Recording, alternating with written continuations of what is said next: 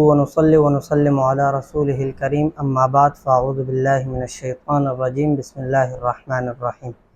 پچھلی دو ویڈیوز میں ہم نے وضو اور غسل پانی سے کرنے کا طریقہ بتایا تھا اور اس کے مسائل اور احکامات ذکر کیے تھے، کیونکہ پانی طہارت اور پاکی حاصل کرنے میں اصل ہے اور تیمم کرنا اس کا خلیفہ ہے، یعنی مٹی سے پاکی حاصل کرنا خلیفہ ہے۔ تو اس لیے اب ہم آج کی ویڈیو میں تیمم کا ذکر کریں گے کہ تیمم کیوں، کب اور کیسے کیا جاتا ہے۔ بسم اللہ الرحمن الرحیم۔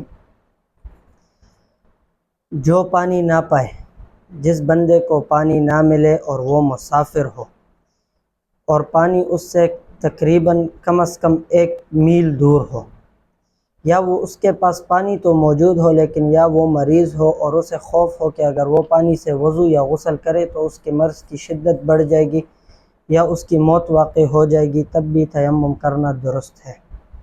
تیمم کیا ہے؟ تیمم 2 ضربیں ہیں۔ ایک بار مٹی میں ہاتھ مار کے اپنے منہ پہ پھیرنا، دوسری بار اپنے ہاتھوں کو کوہنیوں تک ہاتھ پھیرنا۔ تیمم جنابت میں بھی کیا جا سکتا ہے، یعنی جنبی آدمی غسل کے لیے بھی تیمم کر سکتا ہے، اور محدث آدمی وضو کے لیے بھی تیمم کر سکتا ہے۔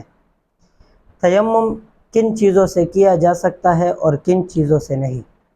تو ہر وہ چیز جو مٹی کی جنس سے ہے، یعنی سرما ہو گیا اور مٹی ہو گئی، اس طرح ریت وغیرہ جو مٹی کے زمین کی جنس سے ہے، ہر اس چیز سے تیمم کرنا درست ہے۔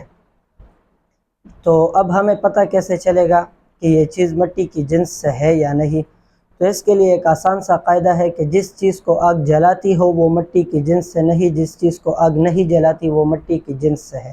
یعنی لکڑی اور کپڑے وغیرہ سے ہم تیمم نہیں کر سکتے، لیکن اگر لکڑی یا کپڑے وغیرہ پہ دھول لگی ہو، مٹی لگی ہو اتنی مقدار میں کچھ زیادہ، تو پھر اس سے بھی تیمم کرنا درست ہے، کیونکہ وہ تیمم مٹی سے ہو رہا ہے، کپڑے یا لکڑی سے نہیں ہو رہا ہوتا۔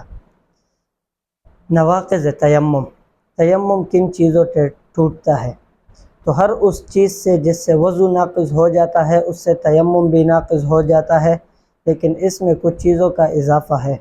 یعنی پانی کو دیکھنے سے بھی تیمم ٹوٹ جاتا ہے، لیکن صرف پانی کو دیکھنا شرط نہیں ہے، پانی کو اس حالت میں دیکھنا کہ وہ اس کے استعمال پر بھی قادر ہو۔ اور تیمم کو صاف مٹی سے کرنا چاہیے، یعنی کسی جگہ اگر کوئی نجاست ہو پھر وہ خشک ہو گئی ہو تو وہاں پر نماز پڑھنا تو درست ہے، لیکن اس مٹی سے تیمم کرنا جائز نہیں، کیونکہ نماز کے لیے مکان کی طہارت شرط ہے، اور تیمم کے لیے اس مٹی اور اس جگہ پہ جو مٹی، دھول مٹی وغیرہ ہے اس کی طہوریت بھی شرط ہے، یعنی پاک کرنے والی بھی ہونی چاہیے۔